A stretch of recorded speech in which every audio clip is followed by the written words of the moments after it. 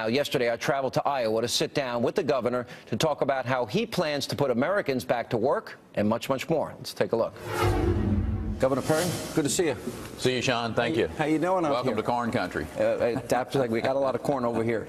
Well, it's good to see you again. It's been a while since I've been out on the road. I haven't been out on the road, as a matter of fact, with you yet. All right, your campaign starts out gangbusters. Rick Perry's in the race, a lot of excitement. You petered out a little bit. Now you seem to be turning a corner. Well, what happened in that first 100 days? Well, I think the first 100 days is just a sprint to raise money. I mean, that's what we were doing. We were spending a lot of time raising money because we knew we had to. We had, I think, 4 debates during that period of time. And frankly, I didn't have time to prepare for those debates. Obviously, it showed. And, you know, I hate debates. I hate debates worse than I did spinning when I was a pilot in the United States Air Force. But you know what? I practiced enough that I got pretty good at it. So there'll be plenty of debates. But here's what people are interested in. We've got a great debater in the White House, slick politician, and our country is really paying a great price for that. Americans are looking for somebody who's consistent. They're looking for somebody who's honest. They're looking for somebody that's tough as nails. Somebody will take a wrecking ball to Washington, D.C. and say, you know what, that's all over with. We're fixing to cut spending. Here's a plan to deal with the taxes, which we do with our 20% flat tax. That's what Americans are looking for, and they're going to hear a lot of it over the next 60 days. Your latest ad is, I'm a doer, not a talker. All right, so you're conceding to people that the debate performances were not up to your par, up to your speed, but you also said if you keep doing more, you're going to get better at them. Is it important that whoever wins the nomination is able to stand on a stage with 50, 60, 80, 100 million Americans watching and go toe-to-toe with Obama and beat him on substance? Yeah, I look forward to being on the stage with Obama. I will promise you, I will love to be on the stage with Barack Obama talking about how in the world did you lose 2.5 million jobs? How did you waste $4 trillion, Mr. President? I know how to create jobs. I know how to pull back the regulations that are strangling our small businessmen and women, have a tax structure that allows them to keep more of what they work hard for. We know how to put policy into place at a foreign area where it makes a difference for our allies. They're going to know every day, whether it's Israel, whether it's Taiwan, South Korea, America's going to be there with us. They don't know this with this president. This is a president who gives a great presentation. He is slick as he can be, a great debater, but the fact is he has been an absolute disaster as a president of the United States. Let's go through some of the issues. What surprised me in the debates was you took a pretty controversial position on immigration when you were governor. And you had most of the legislature, as you pointed out, supporting you, and that is in-state tuition prices for illegal immigrants. Do you regret that position at all? The conservative base doesn't like that position. In other words, the votes that you're looking for. What do you say to them? Because your record's pretty solid conservative. That's not exactly a conservative position in the minds of a lot of people. Well, let me just put it this way. The federal government's complete and absolute failure to secure our border put a lot of pressure on governors, no matter where they might be, to have to deal with issues. You're required to give health care. You're required to give education. And Texans made a decision. Are we going to kick these people to the side of the road and they're going to become tax wasters? Or are we going to require that they become citizens of the United States and become taxpayers? We chose the latter. I would still do that today, considering the barriers that, if you will, the arena that we have to work in. As the President of the United States, against the DREAM Act, I will shut that border down because I've had to deal with it for 10 years. I understand. I'm putting Texas Rangers and National Guard. I'm putting Texas citizens on the line over there. They're being fired at. Thank God none of them have been killed yet. But the fact is, I know how to secure that border. When I'm the president, that border will be secure, and these issues that we've been forced to deal with as governors will start being alleviated, and then we can have a decent, a thoughtful, and an economically focused conversation about immigration policy. So you think you could secure the border in what period of time if you're president? I think you can do it within a year. I mean, seriously, within a year. That means means nobody can come across the border. Unless you want them to. You know, if there's a point in time where we need to have that conversation, what is the type of immigration policy we need to have? What kind of people do we want coming across? And we will know who they are. But I feel very comfortable that you put those assets on the border.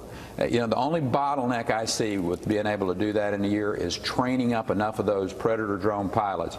We've got these other conflicts going on around the world, but we quickly can shut that border down. Bad guys will know it in a hurry. All right, but you don't need a fence, in your view? Oh, I think there's places that strategic fencing but not across the whole border. I think the idea of saying, listen, I'm going to build a double fence, we're going to put alligators between it, and we're going to put lava in there as well. I mean, you know, one tries to outdo the other one. That's 2,000 miles. The idea of building a 2,000-mile fence costs huge amounts of money. It takes very long periods of time. But strategic fencing in these high-traveled areas where we know they're absolutely use it in there. And then you augment that and with the most powerful piece of your strategy, and that is the boots on the ground, driven by the aviation assets, given real-time information. Those three together make that border secure. All right, let's go to your economic plan. You gave two big speeches recently. One was on energy, the other was on your flat tax plan. Why don't you explain both of them? And on the flat tax, you're offering an option. I want you to explain that to people.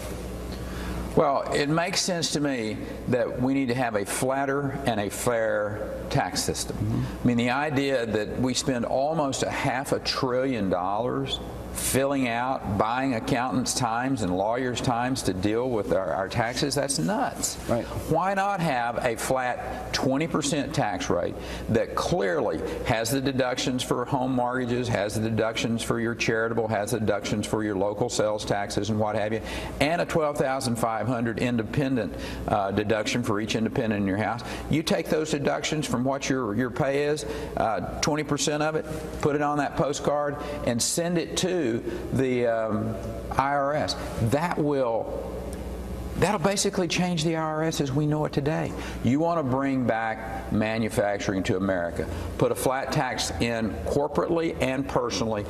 Pull back these regulations and check them for whether the cost versus the benefit, and most of them are going to be thrown away because there is no benefit of any note, but there's just a lot of cost, compliance cost.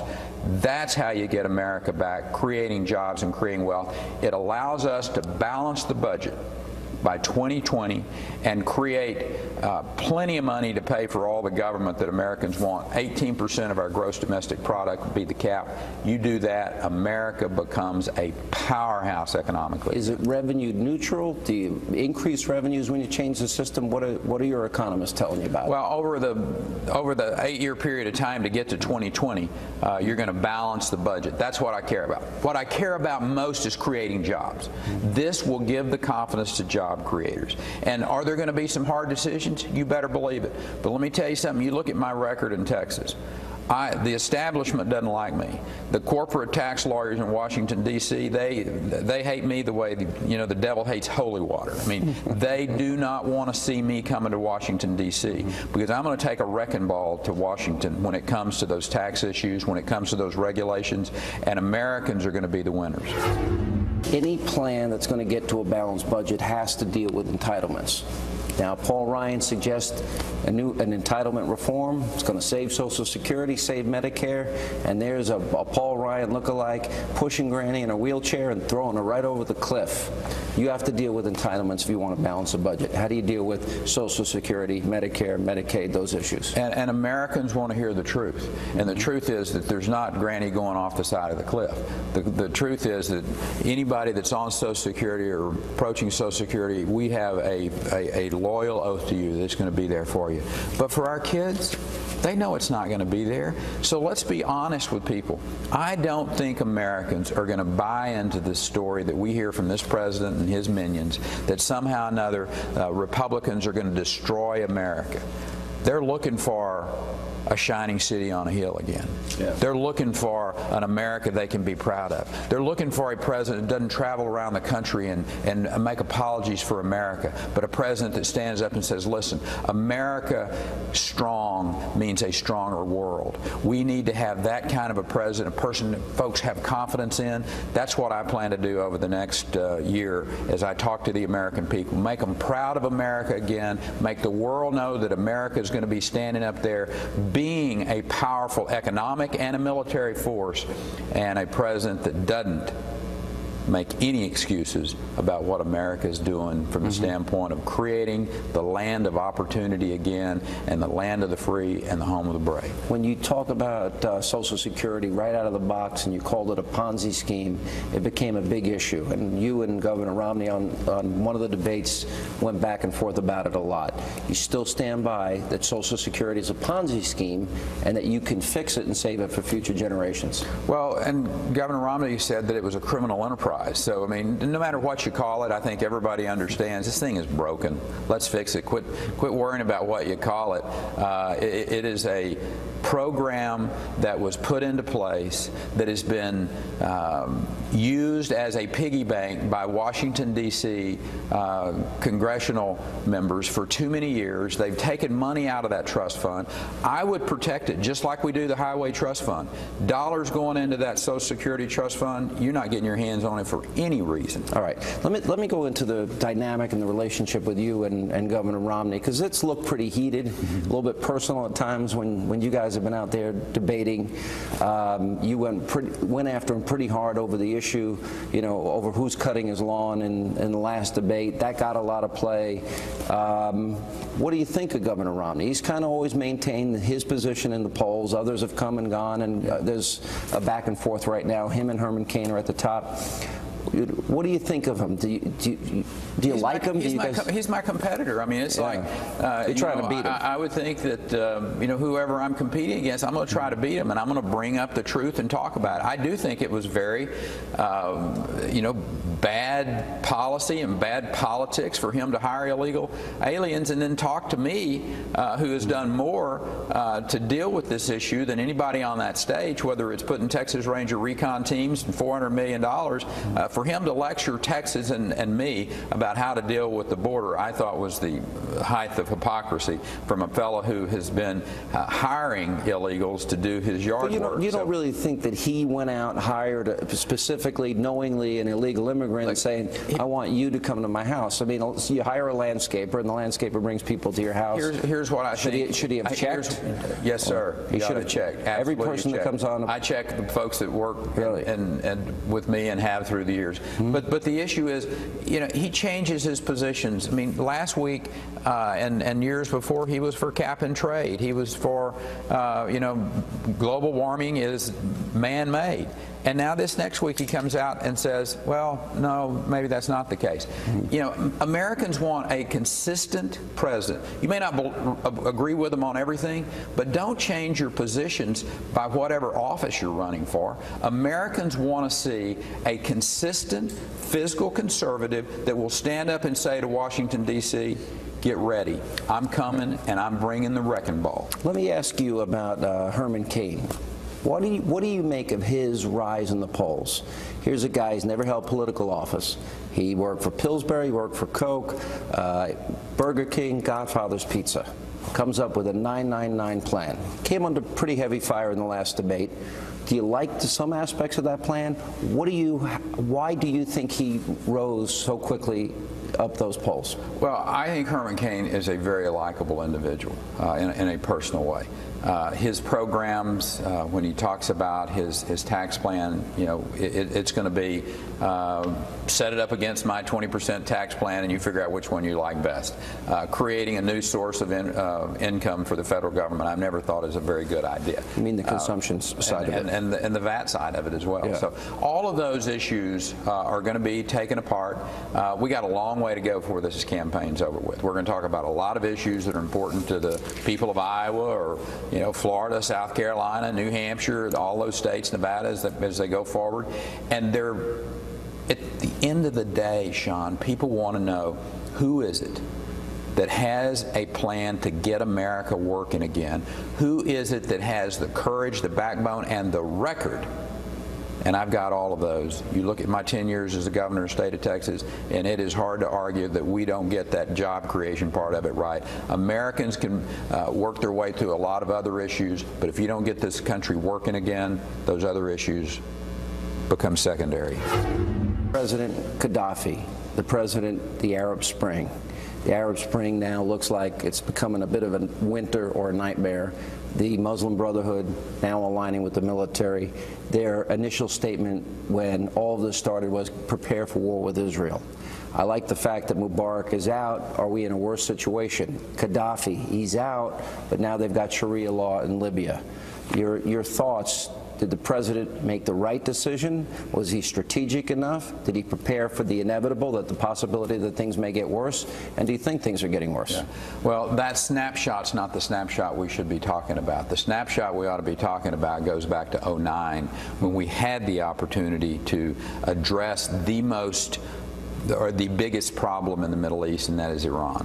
And while we naively were having conversations with the Syrians and with the Iranians dealing with the revolution that was going on in that country, we should have been using every tool, both and up to including military if that was what was required, but our diplomatic, our economic, our covert, overt, civic, we should have been really helping those people overthrow that regime. Because think about, had we been a part of overthrowing, working with the Iranian people, that regime, all of these other dominoes that are falling probably would not have fallen. So you think that was the key moment that was missed? I think the key moment that this president naively thought that he could go to the Middle East and give a speech, and somehow or another they would ooh and ah and go, wow, what a man.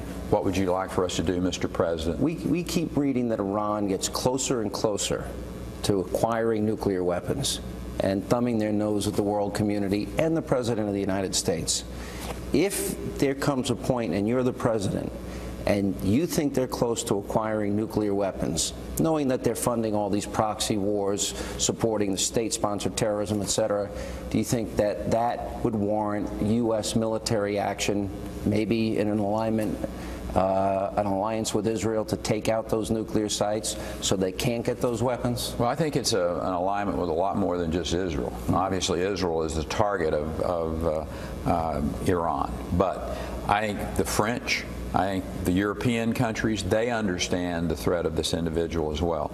Working and having a State Department that is really driven by a wise, a very engaged, and a Secretary of State who understands how the State Department functions. I will tell you, I think we all too often let State Department bureaucrats make way too many decisions dealing with what's going on, particularly in the Middle East. We need a Secretary of State who not only knows that part of the world intimately well, but when they look them in the eye and tell them, let me tell you what's going to happen over here if you do not address this issue in this particular way, using every tool that we have, whether it's our foreign aid or up to and including our military. You want to go in with a team, but let me tell you, Ahmadinejad gets a nuclear bomb. You give that madman a nuclear bomb, and there are more countries than just Israel who are put at stake, up to and including the United States, and we better use every tool we have to never let him have that device. Do you think Obama would make that decision, or would he let him have it? Listen, if your track record, if you want to know how somebody's going to act in the future, look at their past. If you were to assess President Obama's presidency, what grades would you give him on economic and foreign policy? Well, you have to give him, I don't know if there's a lower grade than F that you can get on the economy, but he'd get it. I mean, are you better today than you were $4 trillion ago? I mean, come on. This guy's been an absolute disaster when it comes to the economy. Americans are afraid to invest any money, whether they're Wall Streeters or whether they're Main Streeters. You pass Obamacare, you pass Dodd-Frank, those two pieces of legislation alone plus the stimulus will give you, you know, if there's a way to get a Z on a report card, this guy just got it. Okay. Last question. You got to think about people that you want around you as president on a daily basis. Give me the names of a few people, just off the top of your head. I won't ask you specifically, Vice President, Secretary of State, right. Defense. Who would you like to have around you on a daily basis, giving their insight, their experience, their thought process? Yeah. Who people? Well, some of the same people I talked to today. You know, I mean, I have pretty lengthy conversations with Steve Forbes when it comes to economic issues. I mean, guys who've actually been out there in the field, understand the politics, understand how these things work. You know, when you look at, you know, I've had some great foreign policy conversations with Liz Cheney and with John Bolton. I mean, people who actually understand intimately where these countries are, why they think like they think, and it's that type of what I consider to be very knowledgeable men and women that you want around you. There's not a person that's been born yet that knows everything that's going on, but you better have the ability to identify really good people. That's how I've run Texas. For 10 years, I've had very, very wise. They may not be the smartest ones. President Obama's got some really smart people around him. I just don't know how wise they are. And America is looking for wise right now. All right. Governor, good to see you. Thank you so much for your time. Well done, brother. Thank you. Thank you. Yes, sir.